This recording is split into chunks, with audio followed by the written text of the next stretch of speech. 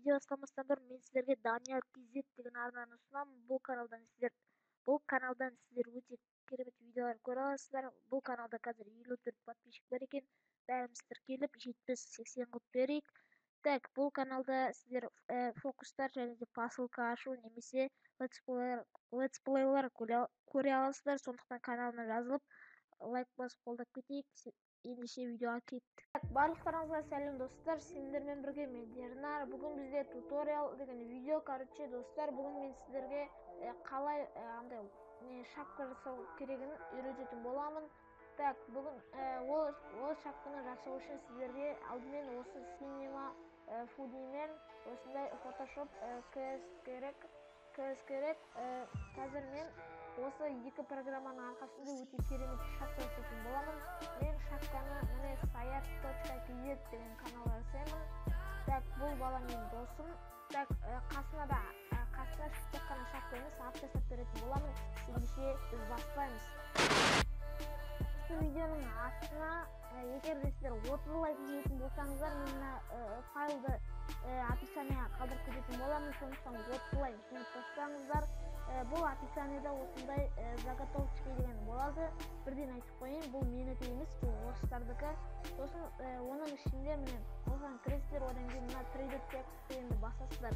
Сол кезде сіздерде осындай нәрсе ашылады. Оның ішінде Дарьян деп жазылып тұрады. Сіздер оны өзгерту үшін мынаны басасыздар. Одан кішкене күте тұрасыздар. Қазір арада шығады. Так, қазір күтеміз. Басында осындай задержка болады енді. Күте тұрамыз. Так, қазір мінекей достар, мына шықты. Мына жерде аламыз да любой атқа өзгертеміз. Сіздердің аттарыңыз мысалға Айбек болсын, тағым болады. В общем, достар, өйстіп жазып өзгертесіздер, ағылшынша жазумен. Мен қазір Sayat деп жазатын боламын. Өйстіп.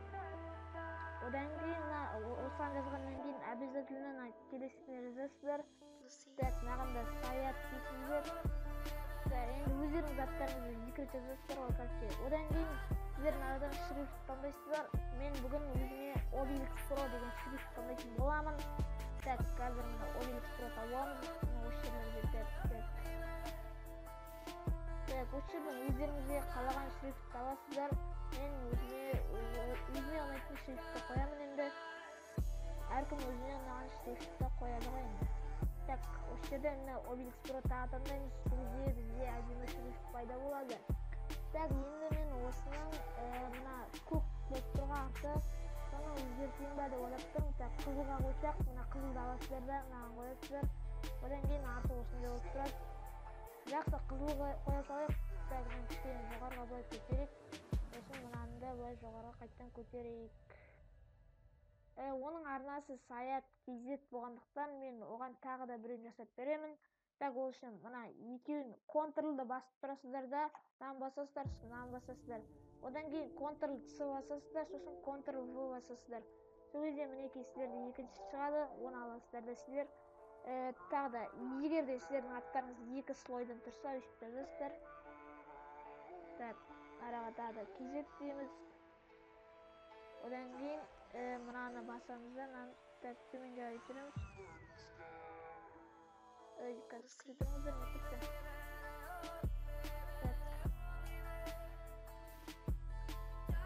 Қазір тұрсын да, мынаны таңдап, мынаны жоғары көтере салайық былай.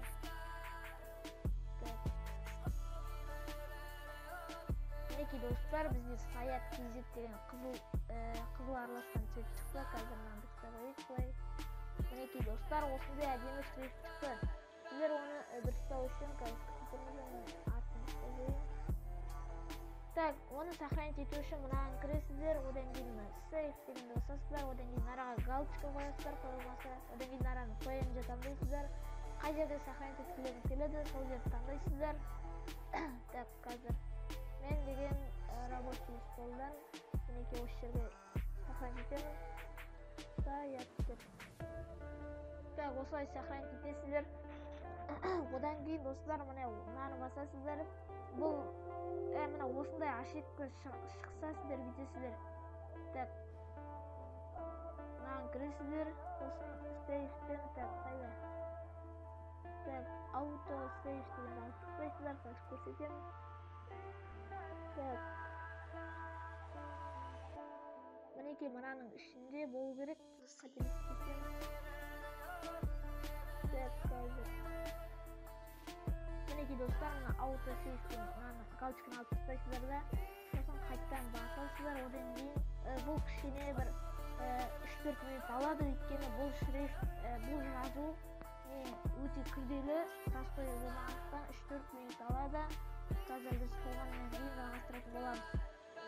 Уақытша пауза. Мінекей достар, бізде шрифт дайын болды. Бірақ та мына астыңғы KZ деген андай цветі бір қойыпсан ба сұр сияқты кетті, бірақ ештеңе етпес. Біз деген оны короче қазір нормально. Енді мына Cinema 4D'ді жабамыз. Енді ол бізге керек емес. Осы файлға қайттан кіреміз. Одан кейін мына файлға кіреміз де рамка дегенді басамыз. Ол үшін достар, сіздер осы файлдарға кіре алғыларыңыз келсе, сіздерде манағы осы екі программа болу керек. Әйтпесе сіздер оларға кіре алмайсыздар. Ол программаларды қалай жазғыларыңызды тілімнен өтіп кетті. Ол программаны қалай жазу керек десеңіздер, ол туралы YouTube-та өте көп видеолар бар, содан қарай салыңыздар. Так, мінекей Саят KZ деген бала, қазір осыған жасап отырып қойын. Так, үйсі күтеміз Photoshop-тан ашылғанын. Так, мінекей файл дегенді таңдаймыз, сосын жоқ достар, күте тұрыңыздар. Қазір мынарада ашылу керек, андай не қалай айтсам болады, өзінің рамкасы шрифт арналған. Қазір күте тұрайық, ашылу керек. Ашылмаса қайта ашатын боламыз. Ашылса сей. Так, достар, қазір қайта ашып көрейік. Ол үшін так қаят мынаның ішінде де, сосын мына жерден так мынаны кіреміз. Одан кейін мынаны жауып тастаймыз, одан кейін мынаны кіреміз. Одан кейін міне рамка итсемін алып деген нәрсе. Осын да дейміз. Открыть микшерден мынаны тиіп тастайық, мешать етіп жатыр. Так, қазір енді тағы да күте тұрайық, міне загрузка айналып жатыр. Мінекей шықты достар, осының өзінің рамкасы болады. Енді біз файл открыть дейміз, сосын этот компьютер, сосын рабочий стол дейміз, сосын мына Саят KZ-ті открыть етеміз. Одан кейін бүйтесіздер, мынаны аласыздар да, былай мына жаққа лақтырып жібересіздер. Одан кейін мінекей өйстіп центріне қойып аласыздар, кішкене үлкейтейік. Ол үшін мінекей Ctrl-C дегенде басасыздар. Мына қараңыздар, короче. Ctrl-ді басып тұрасыздар да, ағылшынша Т-ны басасыздар. Одан кейін үлкейту үшін Shift-ті басып тұрасыздар, ато ол бұлдырлап кетеді. Сондықтан Shift басып тұрыңыз. Так, мінекей өйстейік, ато қазір көрінбей қалуы мүмкін. Мінекей достар, осылай қойдық. Енді артына фон іздейміз. Фон іздеу үшін енді өте оңай деп ойлаймын. Так, бір әдемі фон керек. Бізге мысалға так фон дейміз. Одан кейін так мынауды іздесек болады екен. Одан да бүйте салайық. Игры дейік. Сосын бір так қазір көреміз. Енді кішкене іздейік қазір. Достар, мінекей мына короче жазылып отырады. Мінекей өйстіп қойғаннан кейін сіздер фон деп жазасыздар. Мен вулканның фон таңдадым, өйткені бұл красный болып әдемі болып тұрады деген ойдамын. Қазір немесе осы фонды алатын боламын. Мінекей осы фонды скачать етіп алдым. Ал қазір Photoshopқа кіреміз, файл открыть дейміз. Одан кейін манағы фотоны таңдаймыз. Мінекей осы фото. Одан кейін мынаны өйстесіздер, короче, одан кейін виделение дейсіздер, все дейсіздер, Ctrl-C дейсіздер де, Ctrl-V дейсіздер ғой. Так, өйстесіздер, сосын өйстесіздер. Осының шақпының артына қалай қойғыларыңыз керек, соны таңдайсыздар ғой. Мысалға бүйтесіздер. Бүйтесіздер. Осылай таңдайсыздар. Сіздерде осылай тұруы мүмкін, мысалға өйстіп тұруы мүмкін, өйстіп мына жазу көрінбеуі мүмкін. Сосын мына слой 1 дегенде жазуды аласыздар да, мына басына жібересіздер. Одан кейін көрінетін болады. Так, мына шетін жауып қойып қазір. Так, осылай жасағаннан кейін так открыть так işte амигоға кіресіздер де мына жаққа бүйтесіздер clash так рояль сосын png дейсіздер. Так одан кейін бізге красный керек енді да. Так үйтеміз іздейміз. Так мынаның қызыл түрі керек. Қазір табамыз. Так әзірше пауза. Мінекей достар, мен өзіме осындай бір ведмамен бір пекка деген осындай екі png фото тауып алдым. Оны сіздер міне өйстіп Clash Royale png десеңіздер міне өйстіп қарап аласыздар, өйстіп алып сөйтіп қарайсыздар ғой. Қасына png деп жазуды ұмытпаңыздар. Так енді мен так фотошопқа кіремін, сосын файл открыть деймін. Так сосын так мана рабочий столдан алатын боламын осы екеуін. Так осыны жіберемін. Сосын так файл открыть деп тағы ашамыз. Одан кейін рабочий столдан мына пекканы аламыз. Так енді бүйтеміз. Ctrl-T дейміз. Одан кейін мынаны мен бүйтемін. Так үштен пойди. Қазір күте тұрыңыздар, мына слойдан так мына кішірейтіп алайықшы. Так үйтіп жасай тұрайық. Ыңғайлы болу үшін. Так слой дейміз, сосын так мынаны таңдаймыз. Сосын Ctrl-T дейміз де мынаны кішкене кіргізіп жібереміз астына. Мына жағына қойдық та. Мына жағына қойып қойдық. Так осылай кішкене. Осылай қойдық та shift бастырып кішкене үлкейтесіздер осылай. Ал мына ведманы, так ведма қайда? Мына ведманы мына жаққа жібереміз. Оны ең үстіне жібереміз. Так осылай. Шатаны өтіріпті. Қазір күтіңдер. Жібереміз.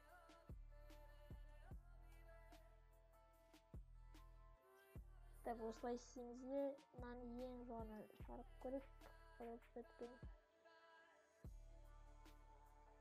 Мінекей өшіп тұрады. Одан кейін мына жерде мынаны қосасыздар. Осындай фон шығады. Так енді бізге тағы да бір нәрсе қосу керек. Қосамыз. Так өйстесіздер де енді так бүйтеміз. Так открыть дейміз. Сосын дәл солай мен мына красканы алдым. Так краска қайда? Так мінекей мына красканы аласыздар да шығарып аласыздар осылай. Одан кейін Ctrl-T мен осы жерге қоясыздар да осылай істеп жібересіздер. Сосын мынаны артқа жаққа жіберіп алайық. Осылай жібергеннен кейін Ctrl-T сосын осылай, сосын бүйтеміз. Слой дейміз. Мынаны екі рет басамыз. Сосын мына жақтан наложение цвета деген галочка қоясыздар да мынаны басасыздар. Сосын видео фон қандай осындағы да. Сосын окей басасыздар. Сосын мына краска осындай болып кетті. Енді тағы сондай аламыз. Открыть дейміз. Краска қайда? Так мына краскада бүйтесіздер. Выделение C, Ctrl-C, сосын мына жаққа Ctrl-V. Точка. Келтіре салайық. Алдық Ctrl-C, Ctrl-V. Неге қайда мынау?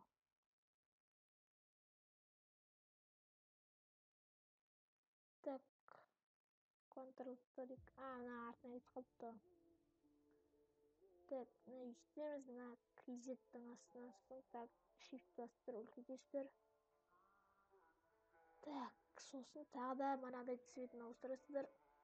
2 рет басып, наложение цвета дейсіздер. Сосын, осы қызылға қоя бересіздер. Өздеріңіз білесіздер, мынандай цветі қандай соған қойасыздар ғой. Так, енді мына 8-дікін аласыздар да, Ctrl-T. Сосын мына жағына да дәл солай жасайсыздар. Так. Так. Окей. Болды. Так, енді біз мынандай қоямыз. Так, файл открыть дейміз, одан кейін. Так, бізде мынандай бір нәрсе бар. Так, қайда міне? Осыны аламыз. Сосын. Так, бұл жақтан выделение, все Ctrl-C дейсіздерде, Ctrl-V дейміз. Одан кейін мінекей достар, освещение типа. Ана осы жағына қойып осылай. Сіздер. Одан кейін ластикпен мына шетін кетіп тастаймыз. Мына өшіргішпен осылай кетіресіз.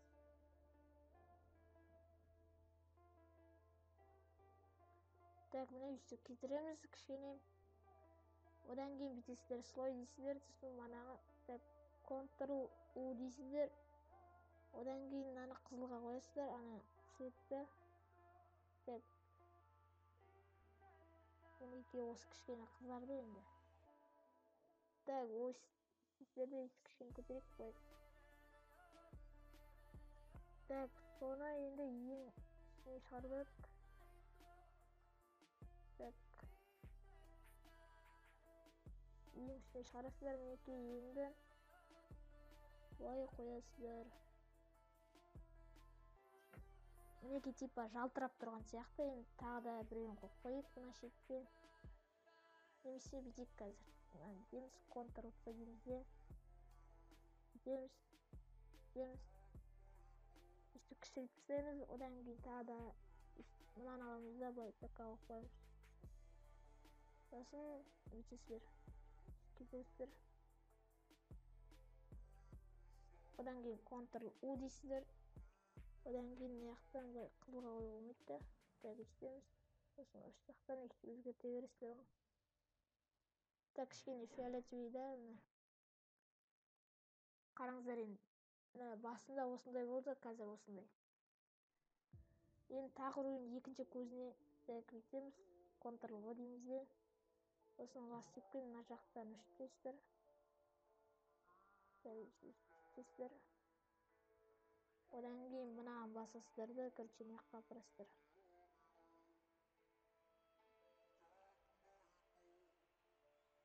Так, мынаны қайда? Как? Үстімізде кішкене кішілтсек.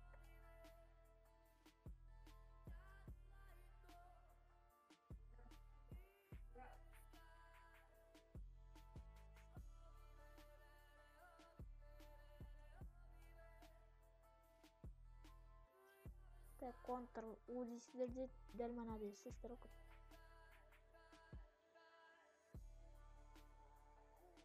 Мінекей. Так, 11 қайда? Мінекей достар, Саяттың шапкасын аяқтадық. Осылай болып шықты. Мен мына жерге молния қостым. Мінекей осы жерге молния қостым. Сосын мынандай эффектілер салып қойдым. Типа андай бір нәрсе өртеніп жатқан сияқты. Енді Саят комментарий жазып қойды. Ұнады ма, ұнаған жоқ па? Короче, сол бүгінгі видео осы. Егер де видеоны лайк қосып кетіңдер, 30 лайктан кейін описанияға манағы файлдың ссылкасын қалдырып кететін боламын. Ендеше давайте.